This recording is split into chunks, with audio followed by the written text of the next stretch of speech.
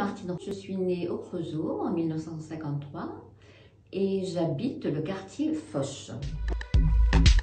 C'est un quartier qui était très familial et depuis 3-4 ans, je dirais qu'il y a un trafic de drogue qui est latent à proximité du quartier de la Charmille et répercussions sur mon quartier. C'est bien dommage. Alors j'ai travaillé 44 ans à Creusot-Loire, qui est devenu Industil dernièrement.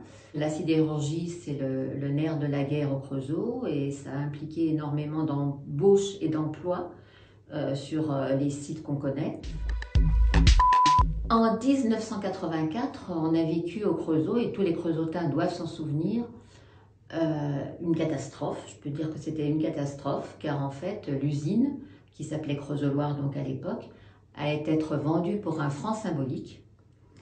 Et toute la ville s'est manifestée pour empêcher justement cette vente illogique.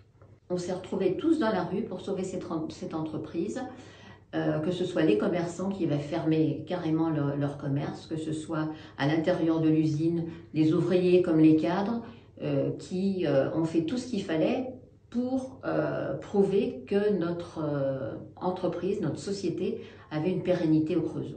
Il y a eu une révolte formidable et j'ai vécu ça, ça m'a marqué, on va dire. C'était un blocage du nord au sud des TGV, c'était remarquable, de l'autoroute également, puisqu'on a manifesté sur les autoroutes, on a bloqué l'autoroute, on a bloqué les TGV pour justement se battre. Alors nous avons effectivement en ce moment un gros problème de médecins, ne serait-ce que les médecins généralistes qui sont complètement absents. Nous avons perdu un médecin il y a encore très peu de temps et donc il y a un manque de généralistes. Il serait bien pour la ville, je pense, de développer des maisons de santé, de même développer aussi des maisons pour les entrepreneurs qui seraient justes pour maintenir notre ville à flot comme elle l'est. Car nous avons une belle attractivité du fait de la présence du TGV à proximité, de l'autoroute à proximité, qui permet justement à des tas de personnes d'autres départements de venir nous rejoindre sur le Creusot. En parlant de commerce, j'ai connu les rues du Creusot avec des commerces tous les 5 mètres. Il y avait 3 charcutiers, 3 épiciers, 3 boulangers et malheureusement à l'heure actuelle, il y a un boulanger pour un gros quartier, donc les commerçants se meurent. La municipalité à l'heure actuelle découvre ces commerçants et malheureusement c'est un peu trop tard.